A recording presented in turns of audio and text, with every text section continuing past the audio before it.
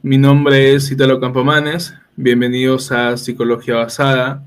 Hoy tenemos una invitada muy especial y bueno, quiero agradecerle desde ya por su disposición y por su tiempo. Y bueno, hoy vamos a hablar sobre la terapia dialéctico Conductual.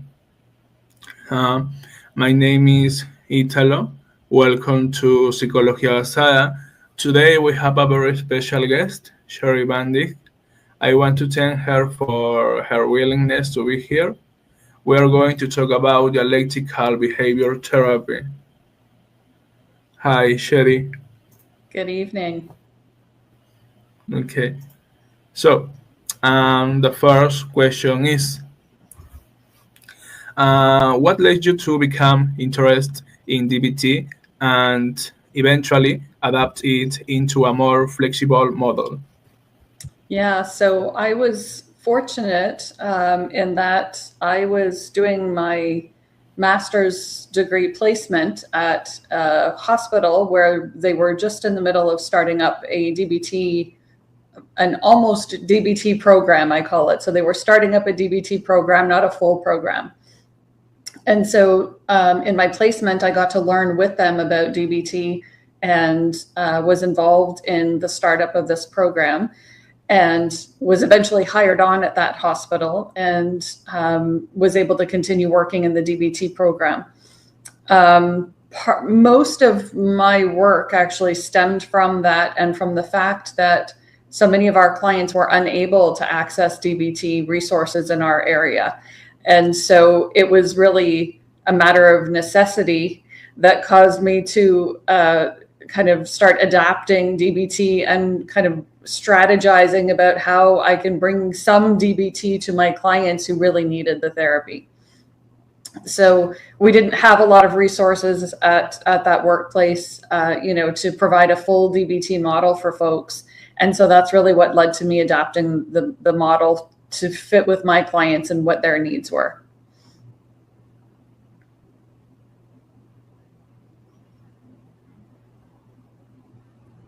Okay, my microphone. Okay. And in your clinical experience, what patient needs did you notice weren't fully addressed by the standard DBT protocol? Yeah, so kind of like I was saying, it was really about not so much about the needs of the clients not being met by the standard protocol, but the lack of services that were available to clients. So that's really where my drive came from, to modify and adapt DBT to make it more accessible to people. And I think really, over the years, DBT has become more accessible with more clinicians providing either DBT or DBT-informed therapy, but there's still really a scarcity of clinicians. I was actually just talking to a fellow therapist today who was trying to find a DBT therapist for herself, and she's really struggling to find someone. So, I thought that spoke volumes to the fact that we need more therapists bringing DBT into their practice. I think it's a very intimidating model because it is so comprehensive. It's kind of a double-edged sword. It's a great treatment because it's so comprehensive, but I think that's what also scares clinicians away from it because the training is so intensive and so on. Okay. About your book, DBT Made Simple, sorry. Right. What's the central idea in that book? Yeah, the central idea really is to make DBT more accessible to clinicians. So that's my book that was written for fellow clinicians to kind of demystify it, to break it down into smaller pieces. I remember when I was doing my initial training in DBT years and years ago now, in the early 2000s, and I found that so many of the workshops that I was attending, they were all about the theory, which of course we need theory when it comes to the practice that we're doing, the treatment modalities that we're using.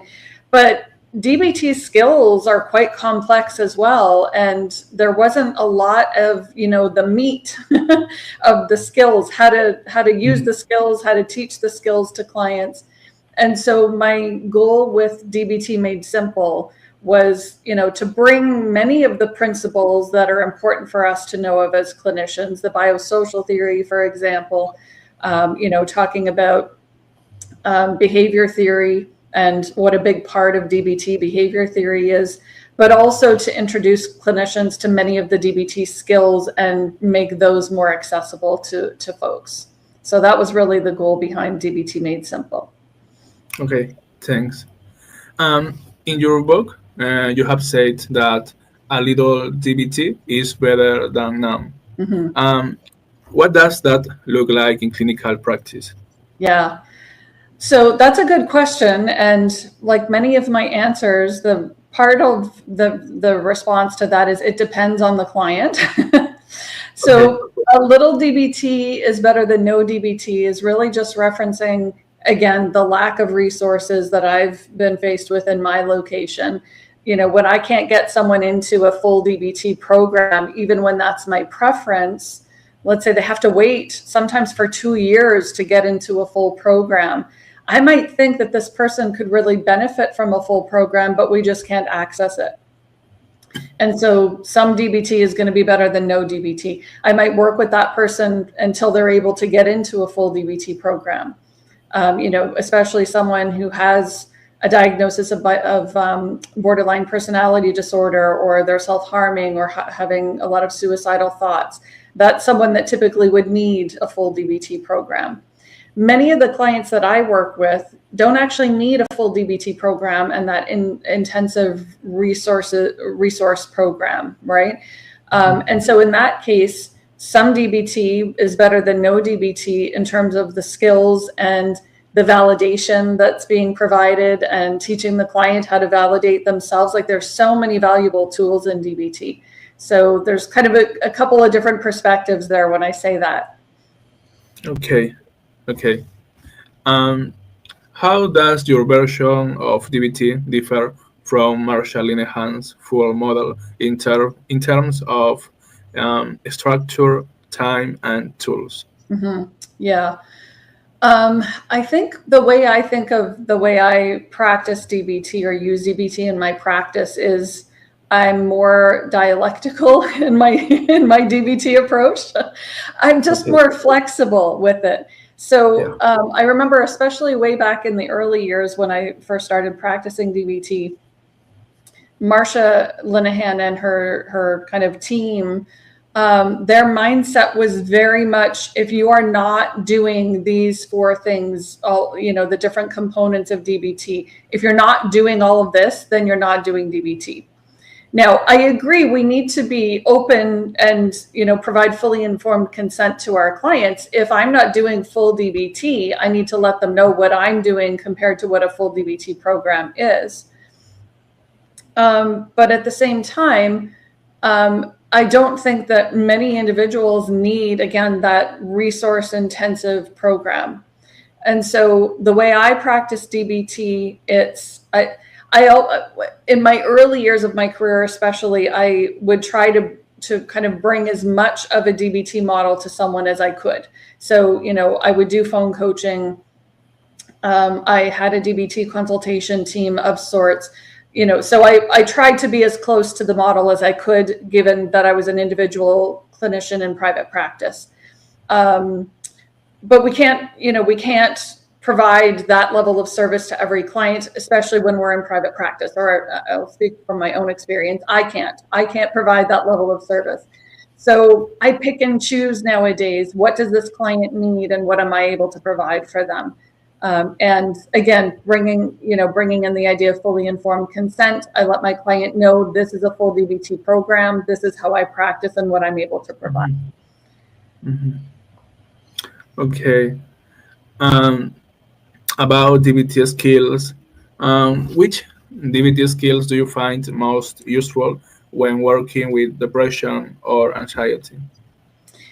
Yeah. So again, it depends on the client, right? Because even when we have a diagnosis of depression or anxiety, it looks different for different people. But generally speaking, usually I would say mindfulness, the core mindfulness skills, teaching mindfulness, teaching the 3 states of mind, the DBT states of mind. That's one of my favorite skills that I use usually fairly early on in treatment with almost every client. So I would say mindfulness is really a big skill. It's really one of the foundational skills, if not the foundational skill in DBT, because, in order to learn to name emotions accurately, for instance, you need to have the ability to observe and describe your emotions. So it really is setting the stage for skills usually that are going to come later. So yeah, I would say usually mindfulness and states of mind would be 2 of my favorite go-tos for folks with depression and anxiety. Mm-hmm. Mm-hmm. And many other problems and disorders as well. Okay. When you are in therapy, how do you decide which skills to teach first? And how do you adjust the approach to fit each client's pace?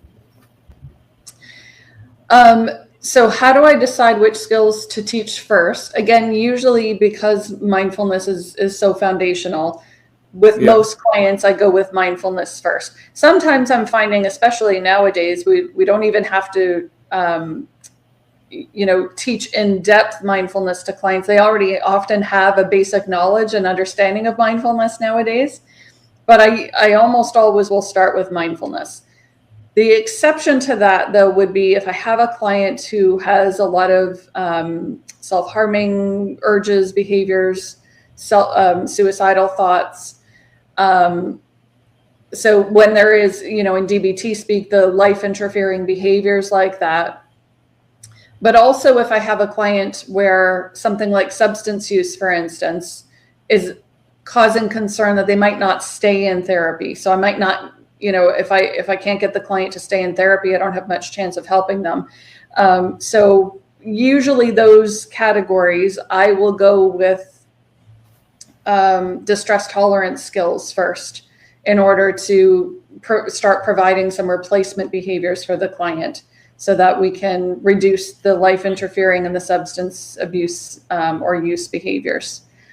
So that's kind of where I start at. So, assessing the client, I sometimes will teach mindfulness skills of some sort, but again, whether that's the states of mind or mindfulness more generally, I might teach that in a first session.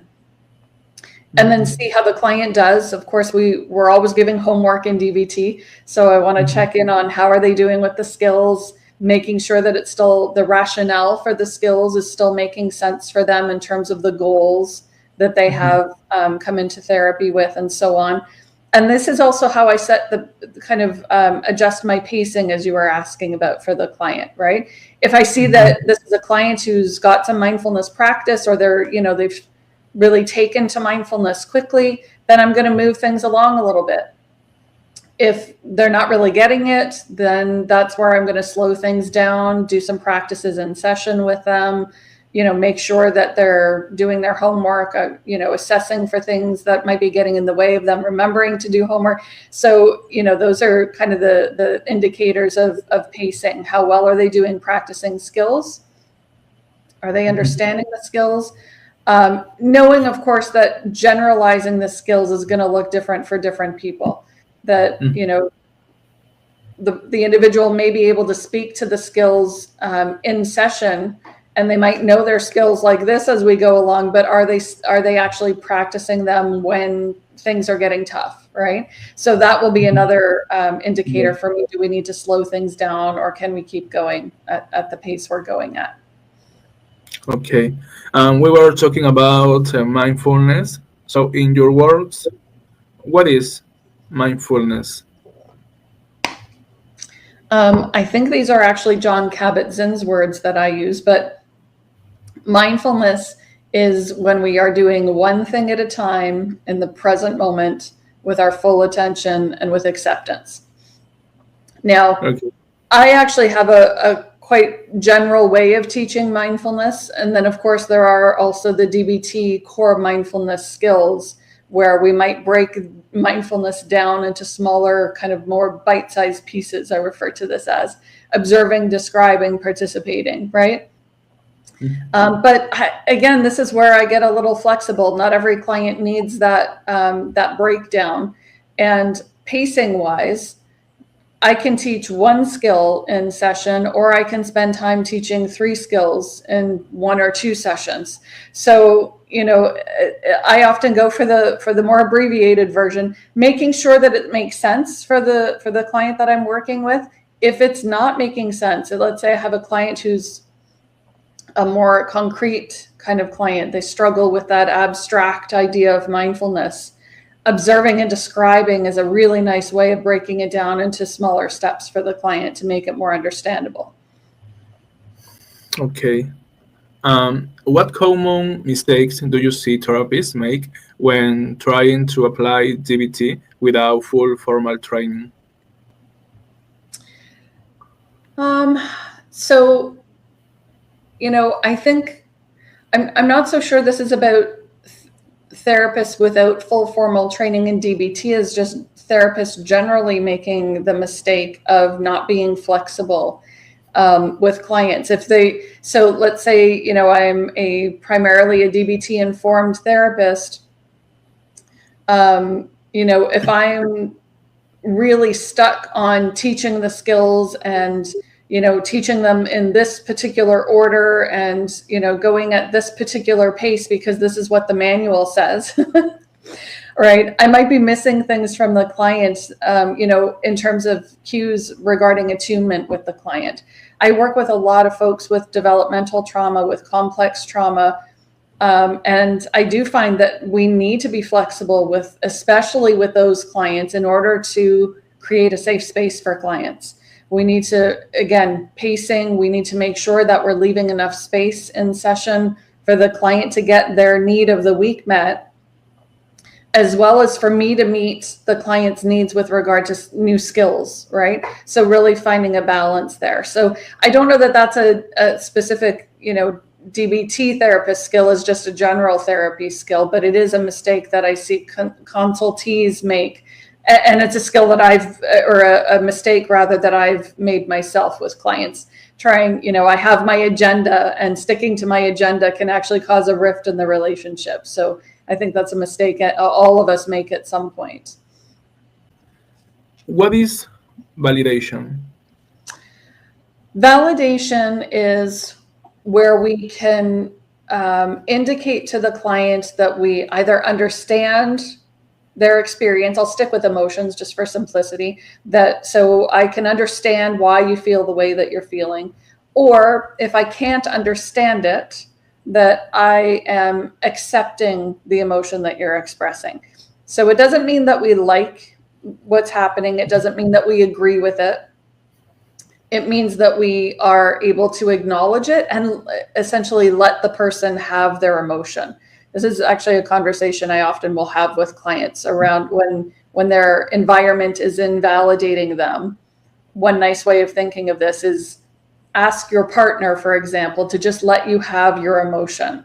Don't try to, take my anxiety away. Often, caregivers they have the best of intentions, but telling someone to calm down when they're feeling anxious usually isn't helpful, right?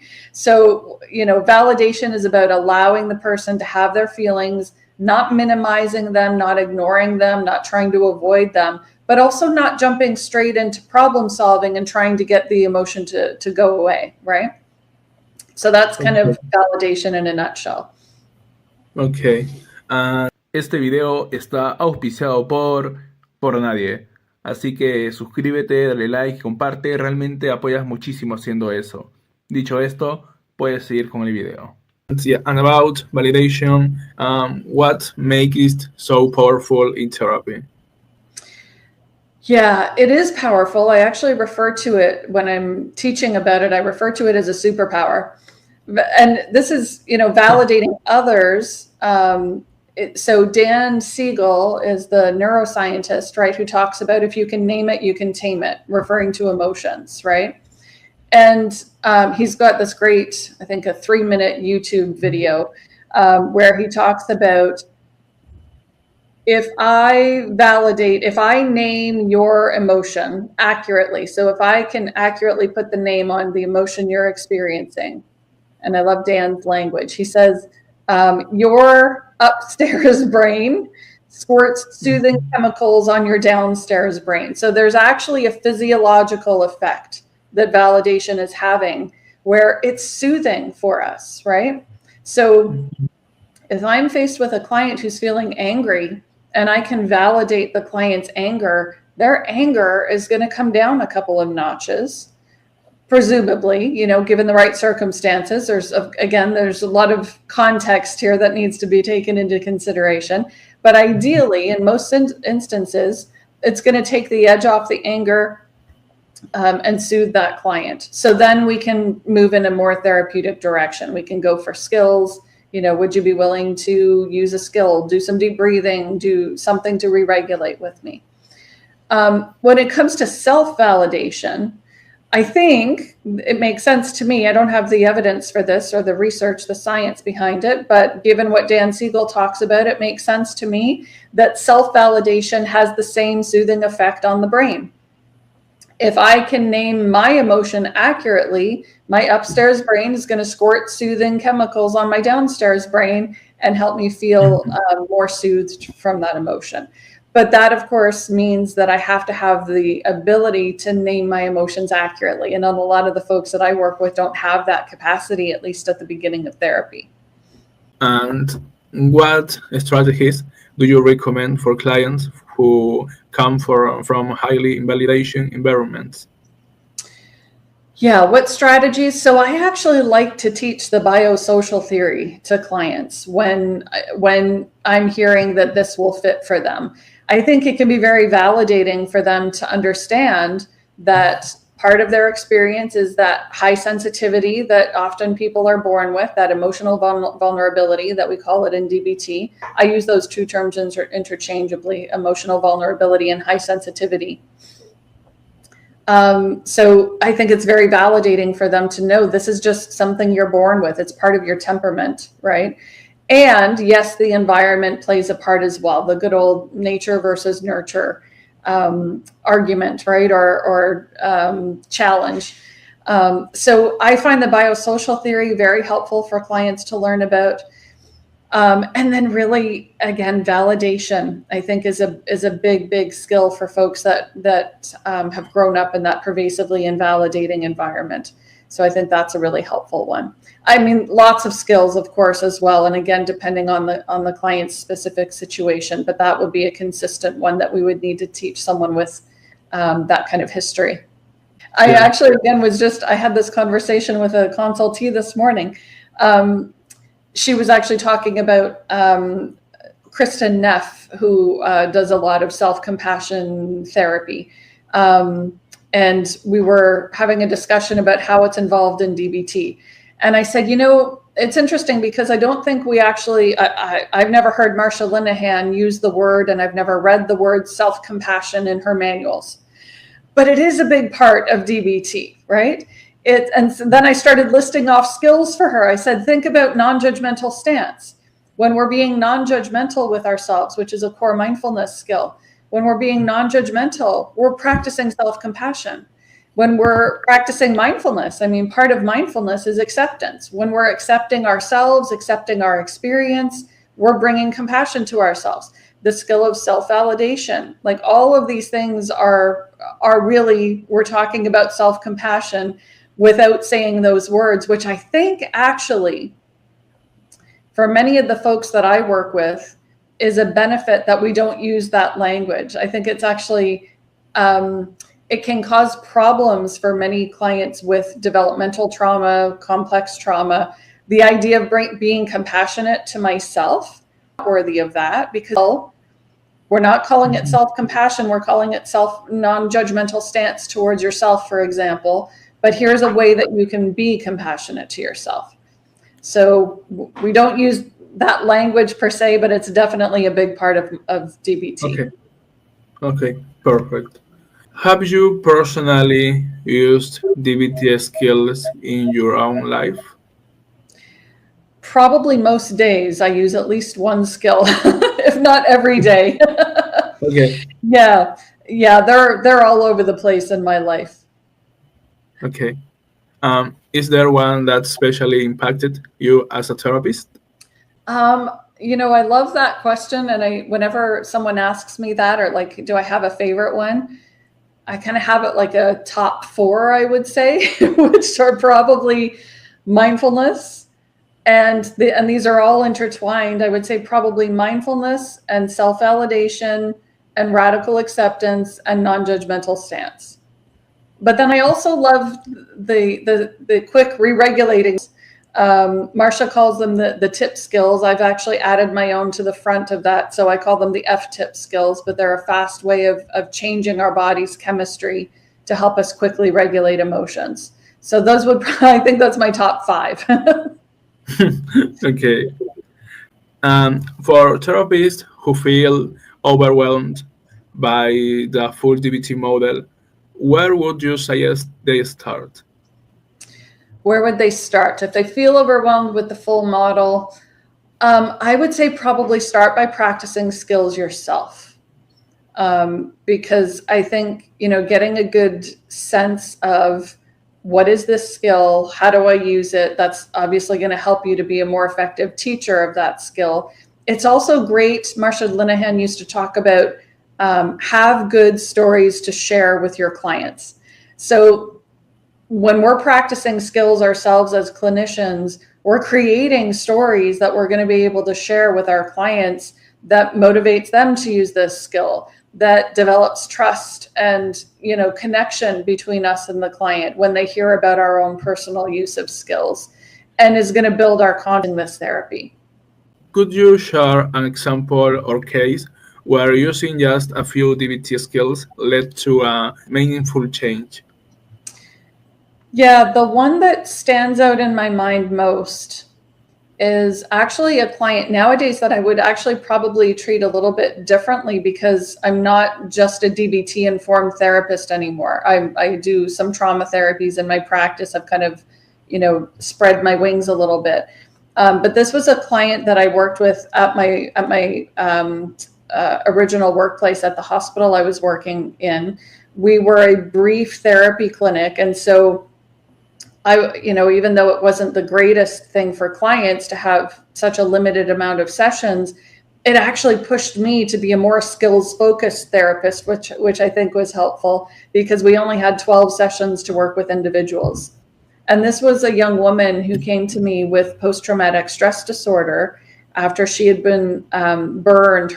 She had suffered, I think, 3rd-degree burns on an arm because of a fire that she had been caught in.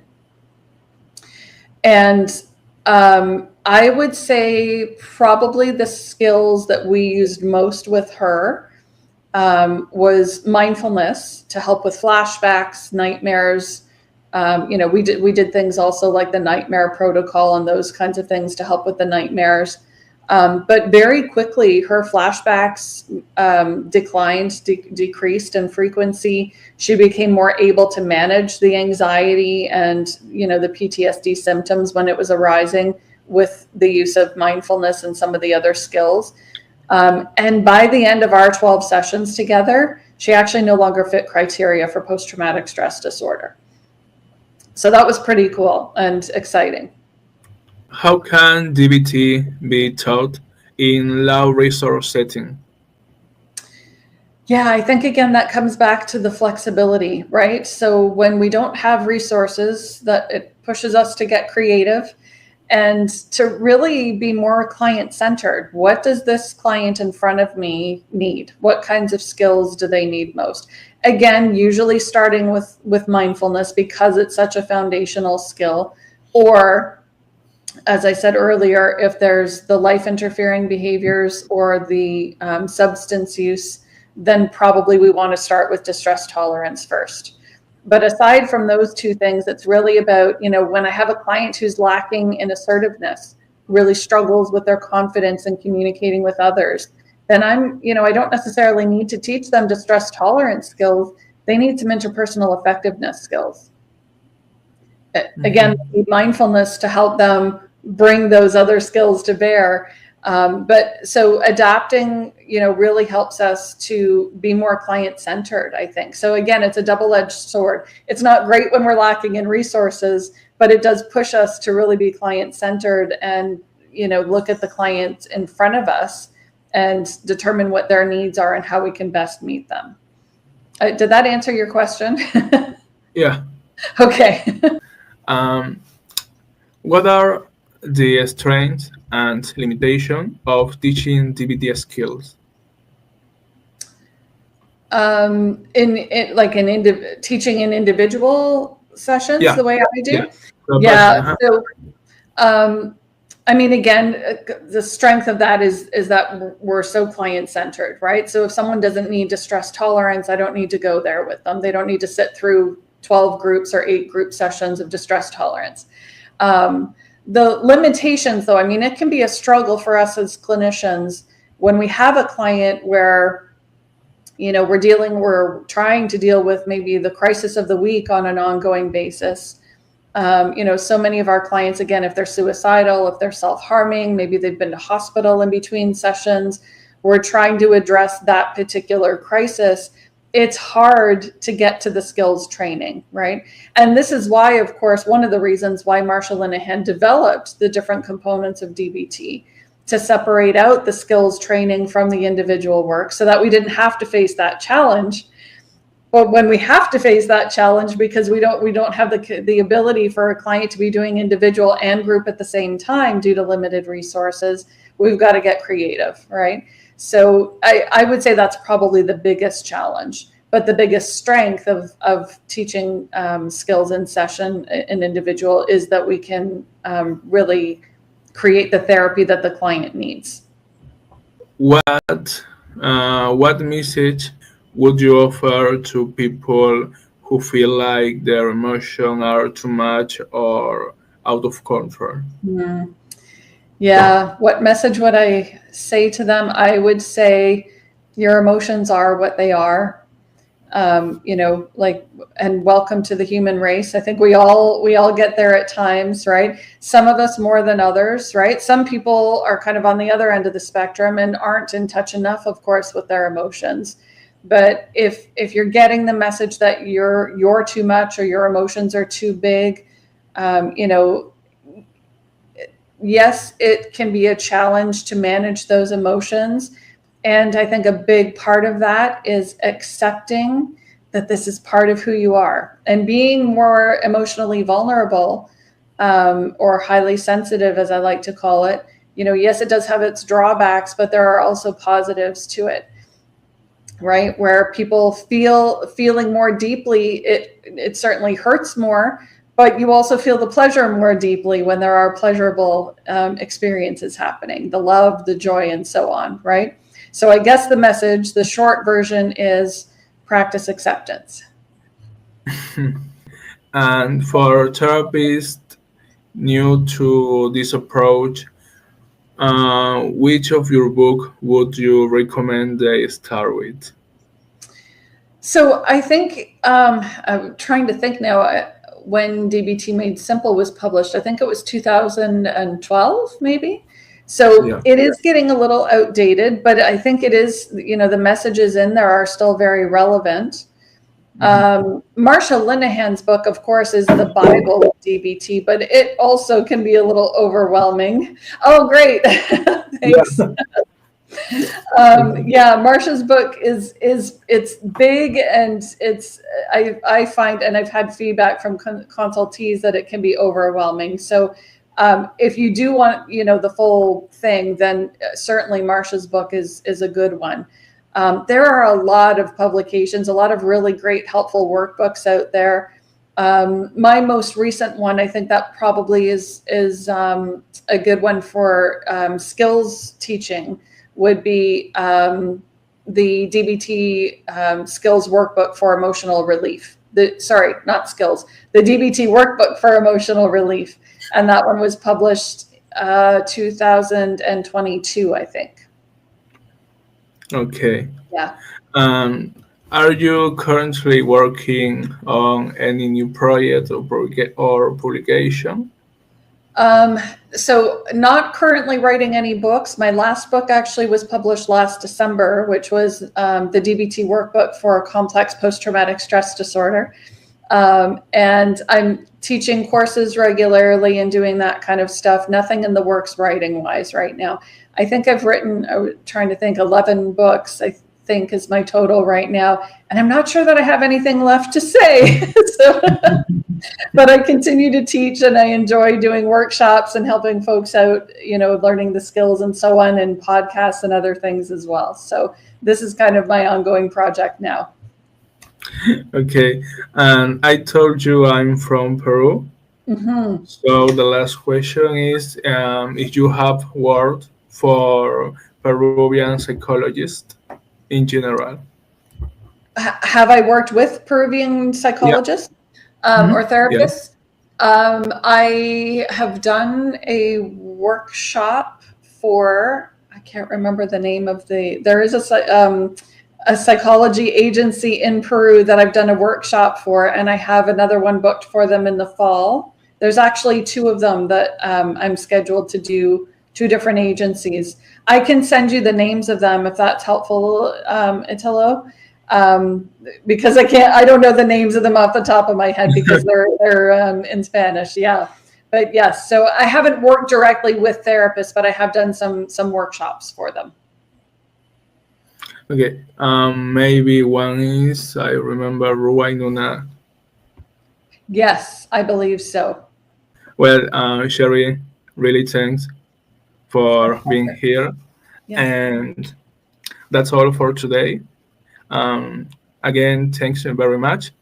And thanks to everyone who stayed with us until the end. Goodbye. Thank you.